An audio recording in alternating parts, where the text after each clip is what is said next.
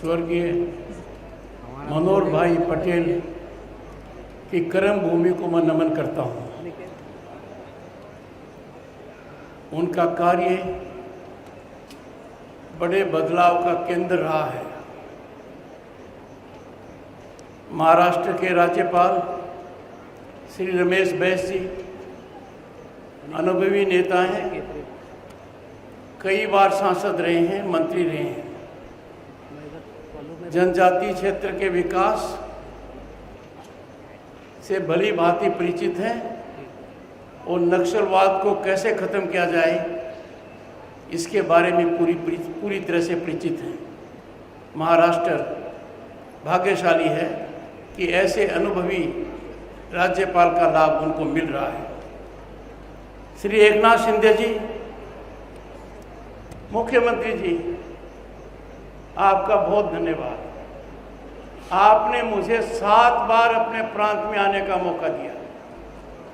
मैं अभिभूत हूँ। ऐसे प्रांत में आने का मौका दिया जिसका राष्ट्र की अर्थव्यवस्था में बहुत बड़ा हाथ है। मुख्यमंत्री जी जमीन से जुड़े हुए व्यक्ति हैं, इनकी नजर जमीन पर है, जमीनी हकीकत को समझते हैं, जमीनी बदलाव लाते हैं और वो आज के दिन महाराष्ट्र की हकीकत है। ऐसा मुख्यमंत्री जब हो तो अमृतकाल के अंदर और भी सुख पैदा होता है। मैं आपको धन्यवाद देता हूं।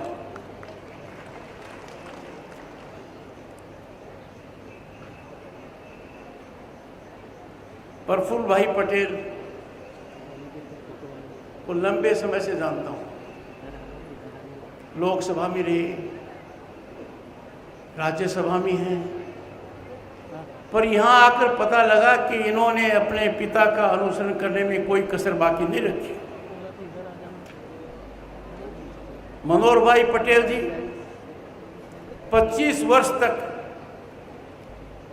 गोंडिया म्युनिसिपैलिटी काउंसिल के अध्यक्ष रहे। प्रफुल्ल पटेल जी ने भी राजनीति की ट्रेनिंग यहाँ से ही ली और 7 बार रहे। ये बहुत बड़ी उपलब्धि है। आपके पिताजी जो बदलाव के केंद्र रहे हैं, शिक्षा में भारी योगदान किया है। शिक्षा सबसे बड़े बदलाव का केंद्र है, माध्यम है। आपने भी ऐसा ही काम किया। पिताजी 4 बार विधानसभा में रहे। आप लोकसभा में कितनी बार रहे मान्यवर, और राज्यसभा में कौन सा टर्म है? इतनी लंबी राजनीतिक पारी खेलने के बाद और अभी तो जारी है मामला। जब मुझे निमंत्रण मिला तो मैंने सोचा कि जाकर हालात का जायजा लिया जाए कि कागजी नेता है या जमीन पर भी कुछ बदलाव है।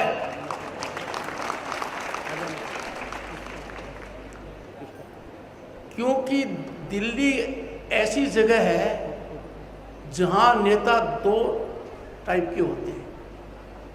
एक जो जमीन से जुड़े हुए हैं, जमीनी हालात को बदलते हैं, जमीनी हालात पर नजर रखते हैं, जैसे आपके मुख्यमंत्री जी, और पता रहता है कि जनता की क्या भावना है। एक पल में माननीय मुख्यमंत्री जी ने 25 करोड़ से 30 करोड़ कर दिए, क्योंकि इनकी पैनी नजर जमीन पर थी कि मेरे सामने कुछ कह दिया तो मेरा सम्मान किया। मैं आपको धन्यवाद देता हूं। कहते हैं ना कि भारत के प्रधानमंत्री जी जिस काम की नींव डालते हैं वहां लोकार्पण भी करते हैं। मुझे भी आज प्रफुल्ल भाई पटेल की वजह से ये दोनों काम करने का मौका मिला है। लोकार्पण भी किया है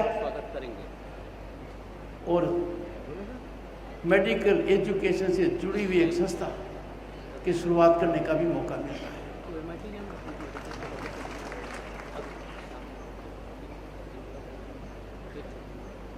मंच पर विराजमान महानुभाव,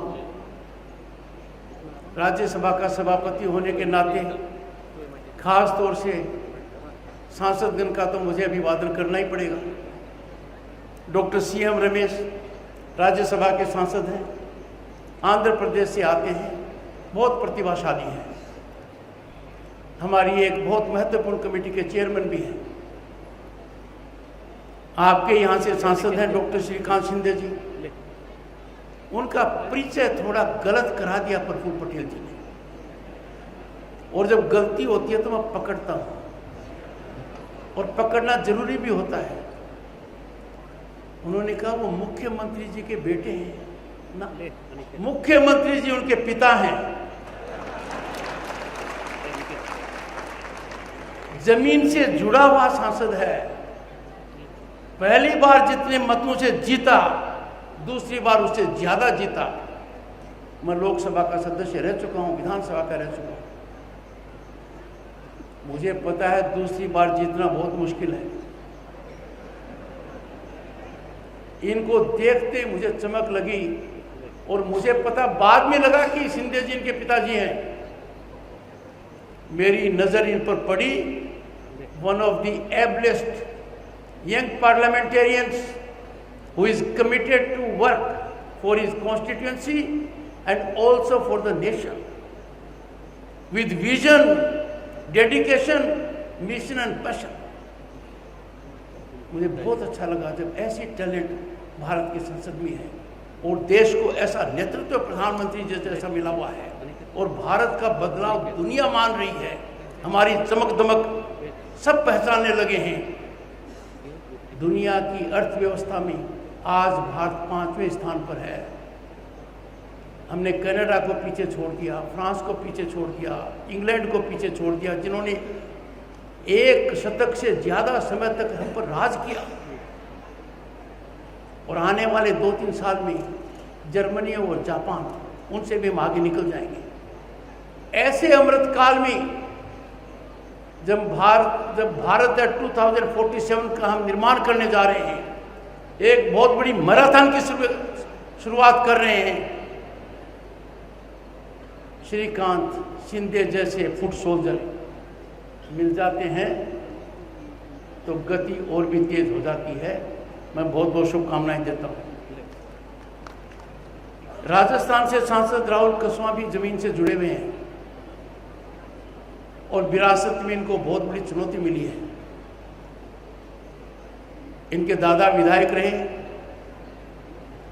इनकी माताजी विधायक रही, इनके पिताजी विधायक रहे और 4 बार सांसद रहे, और फिलहाल ये भी श्रीकांत शिंदे जी के साथ अपने सेकंड टर्म में हैं, जमीन से जुड़े हुए हैं।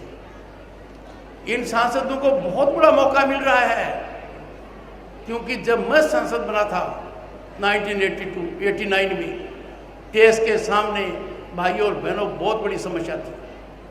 समस्या जबरदस्त थी। सोने की चिड़िया कहलाने वाले देश का सोना हवाई जहाज से स्विट्जरलैंड भेजा गया, गिरवी रखा गया 2 बैंकों में, ताकि हमारी आर्थिक क्रेडिबिलिटी सस्टेन हो। वो चुनौतीपूर्ण समय था, मैं केंद्र में मंत्री था। इनका सौभाग्य है कि आज के दिन ये विकसित भारत और जो सर्वश्रेष्ठ देश बनने जा रहा है, उसमें सबसे बड़ी पंचायत के सदस्य हैं। ये बदलाव के मुख्य केंद्र बन सकते हैं, तीव्र गति दे सकते हैं, मुझे कोई शंका नहीं है। 2047 में जो भारत का रूप होगा, इन सब की उम्र को ध्यान में रखते हुए मैं कह सकता हूं दावे के साथ, इनका योगदान बहुत जबरदस्त रहेगा। मैं इनको बहुत बहुत शुभकामनाएं देता हूं। माननीय मुख्यमंत्री जी के बारे में कुछ कहना चाहूंगा, क्योंकि मनोहर भाई के बारे में माननीय मुख्यमंत्री जी ने बहुत अच्छी बातें कह दी हैं, दिल को छूने वाली बात कह दी है। उनका इस क्षेत्र से लगाव के बारे में बता दिया है। कैसे शिक्षा को उन्होंने आगे बढ़ाया। और मेरे मन में कोई शंका नहीं है, समाज को बदलने का सबसे सार्थक साधन यदि कोई है तो एजुकेशन है। Education is the most impactful transformational mechanism to bring about equality and cut down inequities. मैंने देखा है, मैं देखकर तो अभिभूत हूँ। संस्था का क्या रूप है अंदाजा लग जाता है। पर मुख्यमंत्री जी ने क्या किया है देखिए, केंद्र से किसान को हर साल 6,000 रुपये मिलते हैं। माननीय मुख्यमंत्री जी ने 6,000 में 6,000 और जोड़ दिए और किसान को अब 12,000 मिलते हैं। कृषक पुत्र के नाते मेरा मन बहुत प्रसन्न है कि जमीन से जुड़ा हुआ मुख्यमंत्री जब किसान पर यह मल्लम लगाता है तो उसका नतीजा दूरगामी होता है। कृषि का जो इंश्योरेंस होता है, जिसके प्रीमियम की देश में चर्चा होती है, संसद में भी चर्चा होती है, पर मैं माननीय सांसदगण को कहूंगा कि महाराष्ट्र का ये योगदान, महाराष्ट्र की नीति देश के लिए प्रेरणा का स्रोत है। यहाँ पर एग्रीकल्चर इंश्योरेंस के लिए मात्र 1 रुपये का प्रीमियम लिया जाता है। डॉक्टर सीएम रमेश, किसान को सिर्फ 1 रुपया देना पड़ता है प्रीमियम का। ये बहुत बड़ा कदम है किसान के पक्ष में। मुख्यमंत्री जी साधुवाद के पात्र हैं और 1 रुपया जरूरी है, क्योंकि जो लाभार्थी होगा उसका आइडेंटिफिकेशन होना बहुत आवश्यक है। ये इलाका है जिसको चावल की पहचान का केंद्र माना जा सकता है। मैंने देखा है कृषि उत्पादन, मैंने फल भी देखे हैं, सब्जी भी देखी है, चावल की अनेक वैरायटी भी देखी है। मैं माननीय मुख्यमंत्री जी से एक बात कहना चाहूँगा। माननीय मुख्यमंत्री जी, वैल्यू एडिशन टू राइस को आप एक प्रमुख बिंदु बनाकर मार्केटिंग दीजिए। आज का किसान यदि अगर आगे बढ़ेगा तो देश आगे बढ़ेगा, और किसान आगे बढ़ने के लिए जरूरी है कि किसान कृषि उत्पादन में वैल्यू ऐड करे, उसकी मार्केटिंग करे। जब किसान इसके व्यापार में अपने आप को जोड़ लेगा, जो देश का सबसे बड़ा व्यापार है आज के दिन, तो किसान की हालत में गुणात्मक बदलाव निश्चित रूप से आएगा। मुझे अत्यंत प्रसन्नता हो रही है। एक समय था ये इलाका और पास वाला इलाका नक्सलवाद की चपेट में थे, नक्सलवाद से आहत थे। अब उसमें काफ़ी गिरावट आई है, करीब करीब खत्म हो गया है।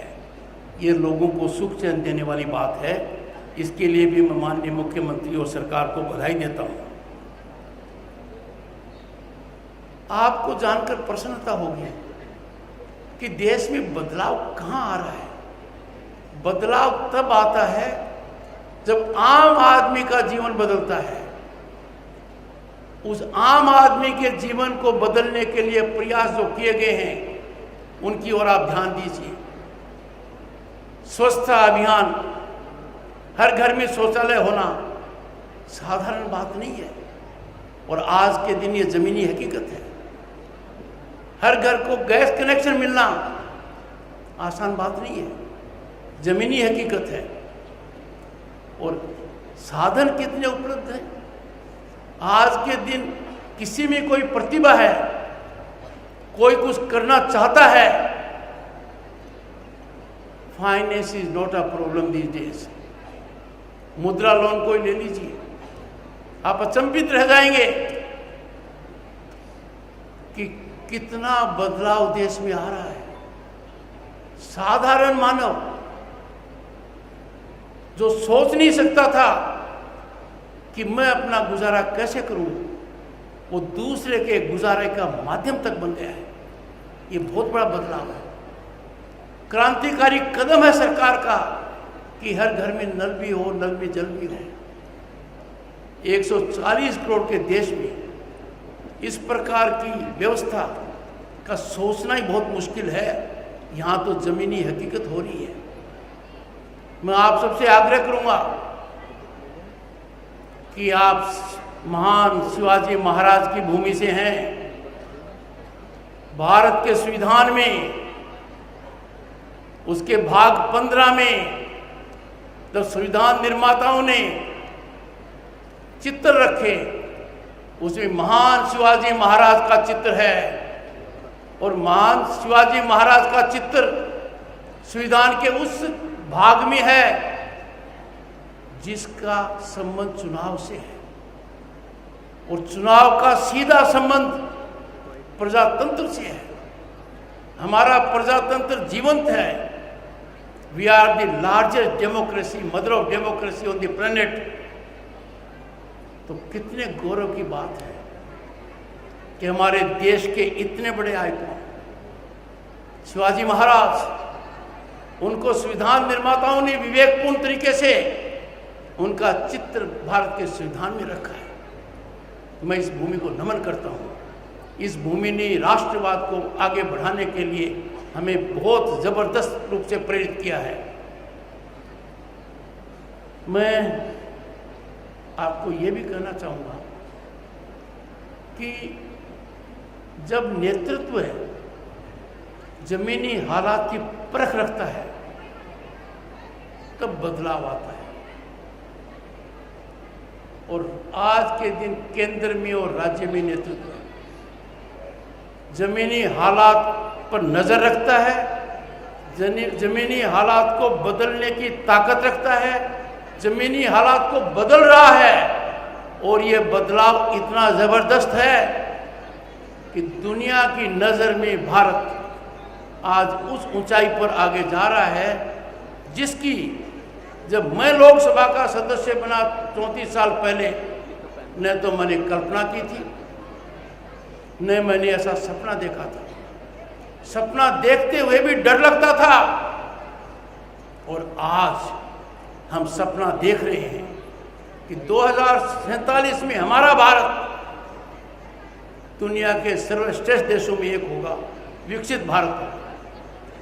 मेरी बात समाप्त करने से पहले मैं आपको ये कहना चाहूँगा कि मनोहर भाई पटेल जी ने जो आदर्श स्थापित किए हैं, जो प्रेरणा दी है, जो पौधा लगाया है, जो काफ़ी बड़ा हो चुका है, उनके कृत्य से, उनके काम से जो बड़ा बदलाव आया है वो निरंतरता से जारी रहेगा, मुझे कोई शक नहीं है। उनके पुत्र और पुत्रवधू दोनों एक संकल्प के साथ मेहनत लगाकर इसमें लगे हुए हैं। यहाँ आने के बाद जो मैंने देखा है, मैं आपको कह सकता हूँ, मैंने नहीं सोचा था कि इतना प्रभावी कार्य हो रहा है, इतना ईमानदारी से कार्य हो रहा है, इतनी निष्ठा से हो रहा है। ये होना अपने आप में एक बहुत बड़ा संकेत देता है कि इस इलाके में और भी बदलाव निश्चित रूप से आता रहेगा। अंत में इस इलाके के लोगों को ये कहूँगा, भारतीयता हमारी पहचान है। हम महान भारत के नागरिक हैं। हमें गर्व होना चाहिए कि आज के दिन देश में जो प्रगति हो रही है उसकी दुनिया सराहना कर रही है। चाहे चंद्रयान 3 23 अगस्त को चांद पर जाए, चाहे देश में कानून बदलकर 1/3 रिजर्वेशन महिलाओं के लिए लोकसभा और विधानसभाओं में किया जाए। और चूंकि ये जनजाति बाहुल्य क्षेत्र भी है, ये रिजर्वेशन जो है उस पर जनजाति महिलाओं को भी बहुत बड़ा हक है। जो रिजर्वेशन जनजाति और शेड्यूल कास्ट के लिए है उसमें भी 1/3 रिजर्वेशन महिलाओं के लिए होगा। आप थोड़ा अंदाजा लगाइए कि जो दृश्य आपने पहली बार अचंभित होकर अकल्पनीय तरीके से कर्तव्य पथ पर 26 जनवरी को देखा, जहां हमारी नारी शक्ति का संपूर्ण रूप हमें दिखने को मिला। एयरफोर्स, नेवी, आर्मी, जबरदस्त प्रदर्शन था। वही प्रदर्शन, उतनी ही ताकत, उतनी ही योग्यता आने वाले कुछ वर्षों में लोकसभा और विधानसभाओं में भी दिखेगी। मैं आप सबको बहुत बहुत शुभकामनाएं देता हूं। मैं यहाँ पर आया, ये मेरी अंतिम यात्रा नहीं है। वर्षा जी, आप ध्यान रखिए, सांसद महोदय कई बार पलटी मार देते हैं, पर मैं मान कर चलता हूं कि आप पलटी बिल्कुल नहीं मारेंगी। आप लगी रहिए, आप यहाँ की अध्यक्षा हैं, सब कुछ आपके कंधों पर है। और नारी शक्ति को जितनी ताकत वर्तमान संसद ने दी है, 30 साल के इंतजार के बाद, कठिन परिश्रम के बाद ये फलीभूत हुआ है। और नारी शक्ति की बात ये कहते हुए समाप्त करूंगा, राष्ट्रपति भवन में कौन बैठता है? भारत का प्रथम नागरिक कौन है? जनजाति की महिला श्रीमती द्रौपदी मुर्मू, भारत की राष्ट्रपति। और नारी शक्ति को मजबूत करने के लिए संसद में पारित बिल को अपने दस्तखत से उन्होंने संविधान का हिस्सा बनाया है। यहाँ आकर मुझे बहुत प्रसन्नता है। आप सबको बहुत बहुत बधाई। और प्रफुल्ल पटेल जी और उनकी धर्मपत्नी और समिति से जुड़े हुए सभी सदस्यगण जिस कार्य में लगे हुए हैं, उसमें निरंतर बढ़ोतरी रहे, ये मेरी कामना है, मेरी आशा है। और मुझे पूरा कॉन्फिडेंस है की ऐसा होता रहेगा। बहुत बहुत धन्यवाद। एबीपी माझा, उघडा डोळे बघा नीट।